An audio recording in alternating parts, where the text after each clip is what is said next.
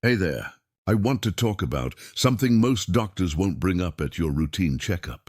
And honestly, it's a bit awkward, but it's important. If you've stopped masturbating in your later years, your body might already be quietly breaking down, and you probably don't even realize it. No, this isn't some locker room talk or internet rumor.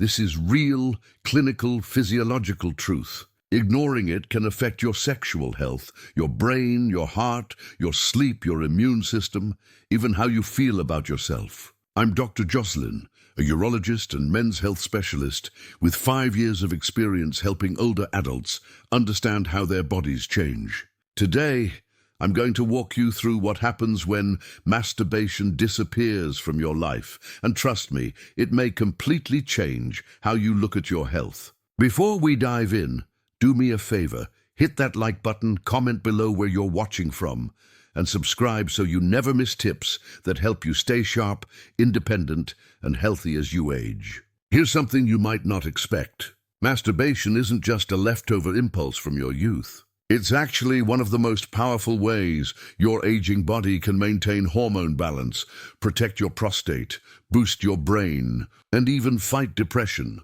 And if you've stopped or never really kept it up, the cost could be higher than you think. In the next few minutes, I'll show you exactly what happens inside your body when sexual self-care stops and what you can do about it. In my practice, I've seen it time and time again. Older men come in fit, active, proud, but quietly they've abandoned a simple, natural habit. And the consequences, they're surprisingly serious. Masturbation isn't just about pleasure. It's about function. Function of your prostate, your brain, your pelvic muscles, your hormones, your sleep, and even your immune system. Think of it as a small but mighty daily maintenance tool for your body. Let's go through 7 major consequences of stopping masturbation in later life. I'll explain what happens biologically, emotionally, and practically. 1. Decreased prostate health and urinary function. I had a patient in his early 70s, fit, sharp, who kept waking up 4 or 5 times a night to urinate. He had no idea that regular ejaculation, even solo, helps keep the prostate fluid moving. Without it, fluid can stagnate, leading to inflammation, swelling, and pressure that disrupts urination. You might notice a heavier bladder, a weaker stream, or discomfort that won't go away. Emotionally, it's exhausting. Sleepless nights, anxiety about leaving the house. Suddenly, your independence feels threatened. Practically, it might mean frequent bathroom breaks, disrupted routines, or even surgery down the line if ignored. Regular ejaculation flushes the prostate, reduces inflammation, and even lowers risk of prostate cancer. It's simple biology protecting your body. 2. Cognitive fog and reduced mental clarity. Another patient in his late 60 seconds told me, "Doc, I just don't feel like myself anymore. I forget why I walk into rooms. My mind feels foggy." Here's the science. Sexual activity releases dopamine, serotonin, and oxytocin, chemicals that protect memory, focus, and emotional regulation. Stop masturbating for months or years, and those brain protective surges vanish. Emotionally, you feel less sharp, less capable, and maybe even less confident. Practically, it affects work, hobbies, and social life. One man quit his chess club because he couldn't concentrate. Another, a retired teacher, said he felt blank every morning. 3. Heightened depression and emotional numbness. I once treated a 72-year-old widower who said, "I don't feel anything anymore." Not sadness, not joy, just flat. Masturbation releases endorphins and oxytocin, your natural stress relief. Without it, emotional numbness can sneak in, evolving into depression. Emotionally, you feel disconnected. Practically, hobbies, social interactions, even sleep and appetite may suffer. And while therapy or medication can help, sometimes simply reconnecting with your own body can make a profound difference. 4. Poorer sleep quality. Another patient in his late 60 seconds suffered from constant insomnia. Labs were fine, but his intimate life long forgotten. Orgasm triggers oxytocin, prolactin, and endorphins, chemicals that shift your nervous system from stress to rest. Missing this means fragmented sleep, fatigue, and the domino effect.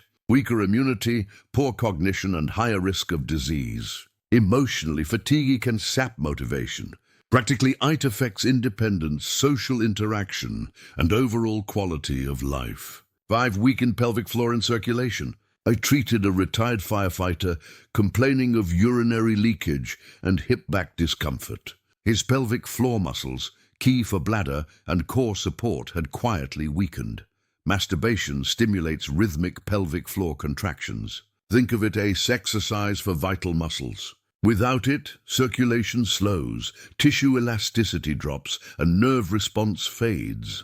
Emotionally, this can feel like your body is betraying you. Practically, urinary dribbling, difficulty standing, and sexual dysfunction can become daily struggles. 6. Lowered immune function. Sexual activity boosts IgA antibodies and reduces inflammation. Stop masturbating for months or years, and your immune system misses a natural defense boost. I saw patients who suddenly got sick more often, recovered slowly, or experienced flare-ups of chronic inflammation. This isn't just minor illness. It can affect long-term disease prevention and recovery. 7. Loss of body ownership and self-worth. Finally, neglecting self-intimacy can make you feel disconnected from your own body. One patient in his late 70s told me, "I feel like I'm just inhabiting my body, not living in it." Emotional and psychological distance forms when you stop caring for your physical self. Masturbation, even private, gentle, non-sexual self-touch, reminds your nervous system, "I matter. My body matters." Emotionally, it restores dignity. Practically, it encourages self-care, physical activity, and engagement with life. So what can you do starting today? Reintroduce self-touch safely and privately without guilt. Aim for consistency. Frequency isn't about obsession. It's about maintenance. Pay attention to pelvic floor muscles. Gentle Kegel helps support function. Pair intimate care with healthy lifestyle habits, sleep, nutrition, light exercise. Observe changes in mood, sleep, and energy. You'll notice small improvements quickly. I know this can feel awkward or even shameful, but it doesn't have to. Reclaiming intimacy isn't about lust. It's about your health, your brain, your sleep, your dignity. Small steps today can restore energy, independence, and confidence. Age is not the end of vitality. Remember, this isn't about going back to your 20 seconds. It's about protecting your body and mind, feeling alive, and taking ownership of your health. If you found this helpful, like this video, subscribe, and share it with someone who might need to hear this. Comment below, where are you watching from? Your story could inspire someone else.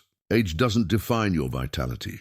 Small, consistent actions reclaim your comfort, freedom, and confidence. Start today. Your body, your mind, your life. Emerson's wisdom was not a call to isolation. It was a call to intimacy. Intimacy with life itself. To see the sacred not only in prayer, but in work, in love, in laughter, in loss. He urged us to abandon the idea that the divine resides somewhere distant. "The currents of the universal being," he wrote, "circulate through me. I'm part or particle of God." The purpose of existence, then, is not to reach heaven, but to realize it, here, now, within the pulse of daily life. Yet the path of realization is steep. The higher you climb, the fewer companions you find. The summit is always solitary, but solitude, rightly understood, is not loneliness. It is communion. It is the place where you meet your own infinity. Emerson knew that most people fear solitude because it exposes the emptiness beneath their borrowed identities. They fill the silence with distraction to avoid hearing the questions that matter. Who am I, truly? What is mine and what is merely inherited? What do I believe when no one is watching? To face these questions is to meet yourself for the first time. And it is there, in the quiet crucible of self-confrontation, that your soul begins to speak. It will not flatter you. It will not indulge your vanity. It will tell you the truth, sometimes harsh, always liberating. It will show you the distance between what you pretend to be and what you are meant to become. That distance is your life's work. The reward of walking this path is not the admiration of others, but the serenity of self-possession. When you are true to yourself, no loss can diminish you. Success and failure become two faces of the same teacher. Praise cannot inflate you. Criticism cannot wound you. You stand, as Emerson said, like a rock that the waves keep crashing over, standing unmoved despite the raging of the sea. Such is the strength of a soul in harmony with itself. He believed that wholeness, not perfection, is the goal. Perfection belongs to the gods. Wholeness belongs to those brave enough to embrace their imperfections. A flawless life is lifeless, but a whole life, one that contains joy and grief, triumph and despair, light and shadow, that is divine.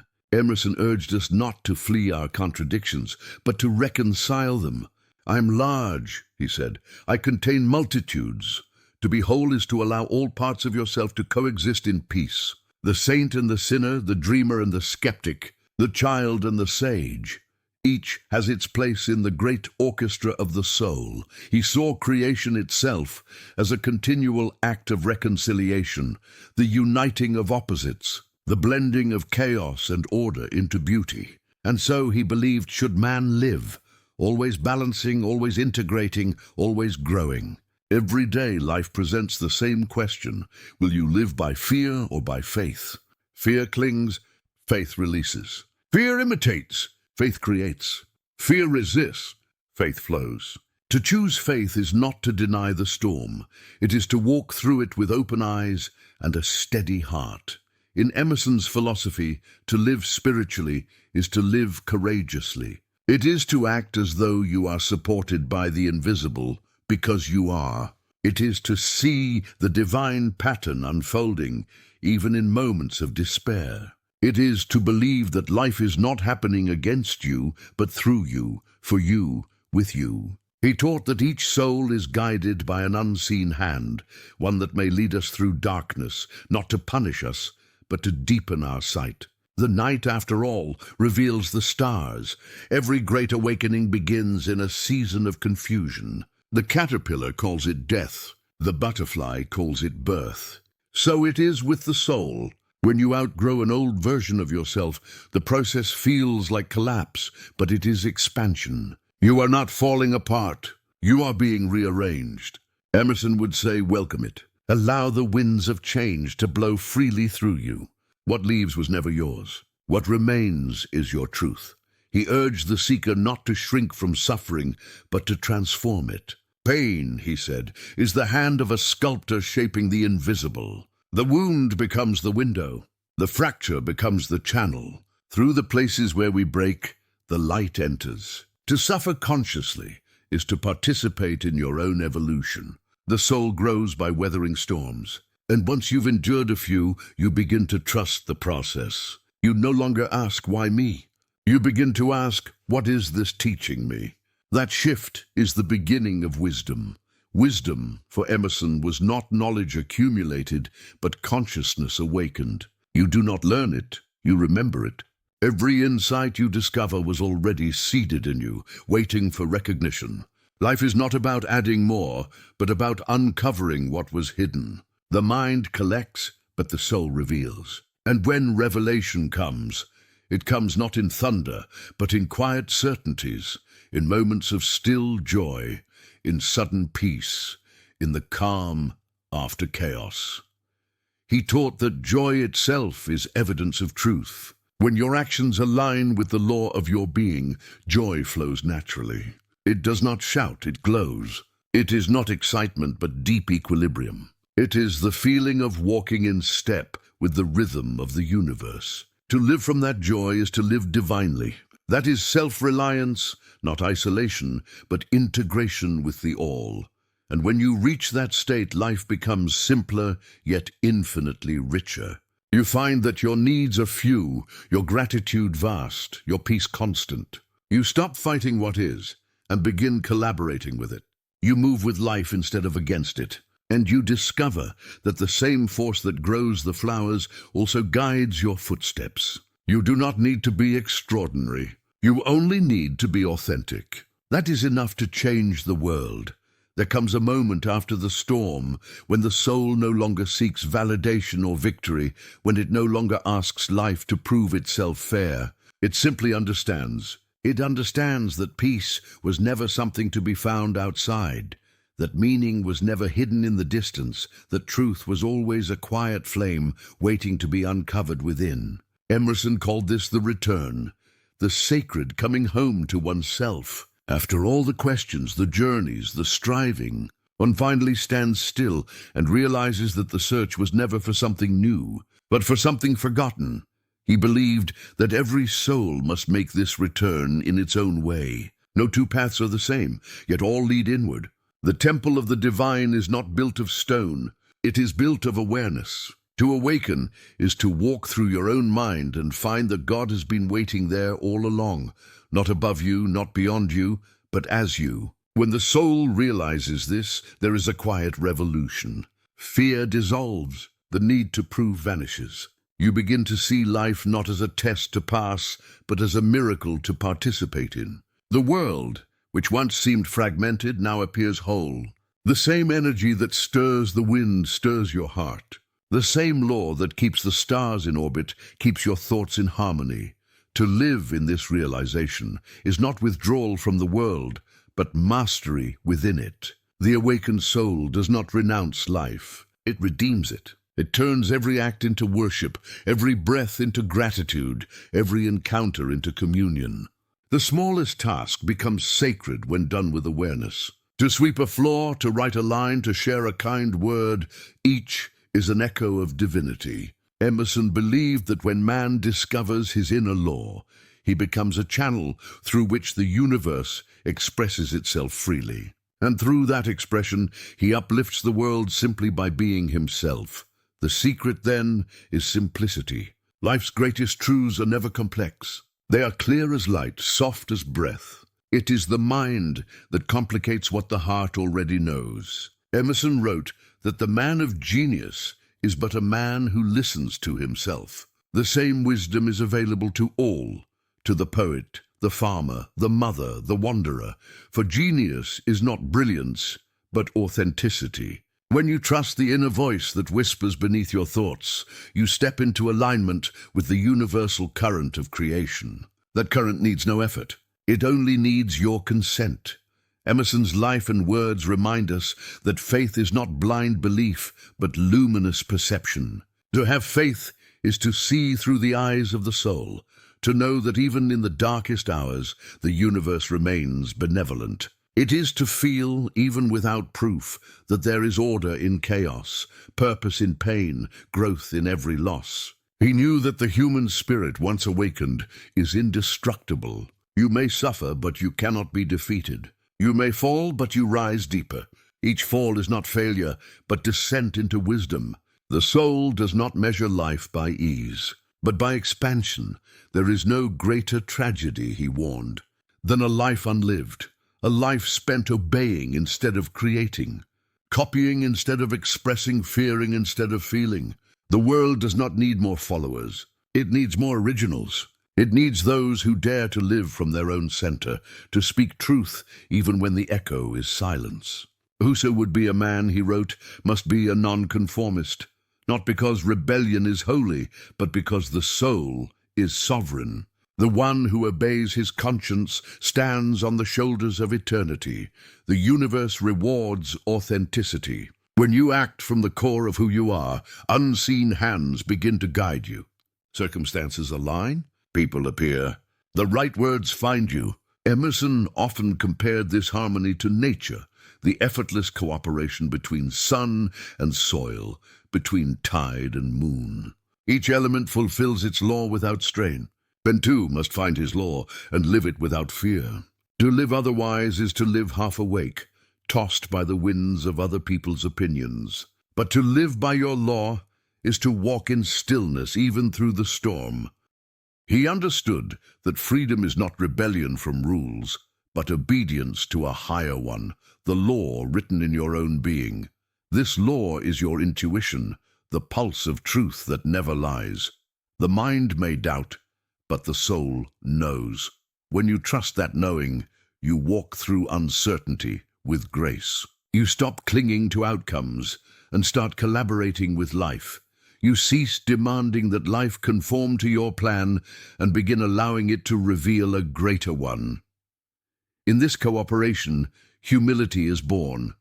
Emerson's philosophy was not prideful self-adoration, but reverent participation in the divine order. To trust yourself is not to glorify the ego, but to recognize that the same light that shines through the stars also shines through you.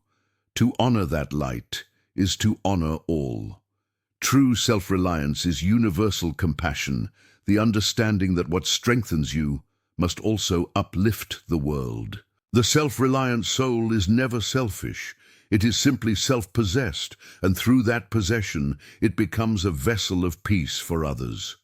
He believed that when a man becomes whole, he heals more than himself. His calm becomes contagious. His presence steadies others. His words need not persuade, because his being already teaches. The quiet power of such a soul ripples through time, reshaping the world without shouting. Emerson did not ask us to build monuments. He asked us to build character. For monuments crumble, but character endures. And in the end, what survives of us is not our possessions, but our presence. To live this way demands continual self-examination, a gentle but unflinching honesty with oneself. Emerson often reminded his students that the soul does not grow by avoidance, but by attention. Face your fear, acknowledge your weakness, name your longing, bring them into light. What you own cannot own you. The parts of yourself you repress become the shadows that haunt your peace. The parts you embrace become the soil of transformation. Growth begins the moment you stop pretending, and yet even as you strive for self-mastery, Emerson would remind you to be kind to yourself. Perfection is not the goal, expression is. The flower does not chastise itself for blooming imperfectly, it simply blooms. So must you. Live sincerely, even if you falter. Speak truly, even if your voice trembles. Walk your path, even if you stumble. Life's beauty lies not in flawlessness, but in sincerity. In his essays, Emerson often returned to a single conviction, that the purpose of life is to experience divinity through individuality. Every soul is a unique aperture through which the infinite views itself. To suppress your nature is to dim a part of the cosmos. To express it is to complete the universe.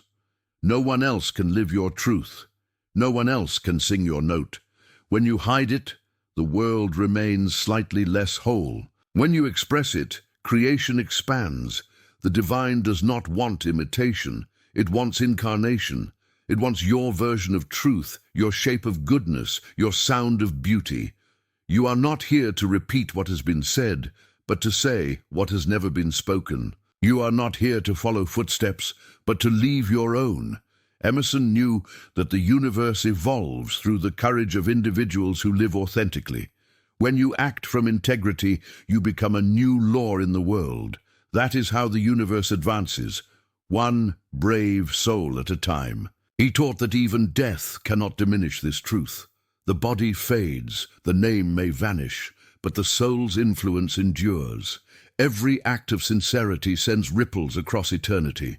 The one who lives truthfully contributes something immortal to the human spirit. Emerson believed that the self is not extinguished by death, but absorbed into the greater whole from which it came, the ocean reclaiming the drop. In that merging, nothing is lost. Everything is fulfilled. And so, he left us not merely ideas, but invitations. Invitations to live awake, to live deeply, to live inwardly free. His message was simple, but inexhaustible. Trust yourself. Trust the divine rhythm moving through your days. Trust that every joy and every sorrow are necessary notes in your song. The melody may sometimes fall into minor keys, but it always resolves into harmony for the soul that listens. In the end, Emerson's philosophy is not a doctrine but a practice. The daily choice to listen inwardly, to act courageously, to love universally, to live as if every moment were sacred, because it is, to treat every encounter as divine, because it is, to walk through life not as a beggar seeking meaning, but as a creator revealing it. And so, if you remember nothing else, remember this. The power you seek has never been elsewhere. It has been speaking to you all along, through every breath, every challenge, every quiet intuition. You do not need to become something more. You need only to become what you are. The highest worship is self-trust. The holiest act is authenticity. The purest prayer is presence. When you live from that center, you no longer ask the universe for miracles. You realize that you are one,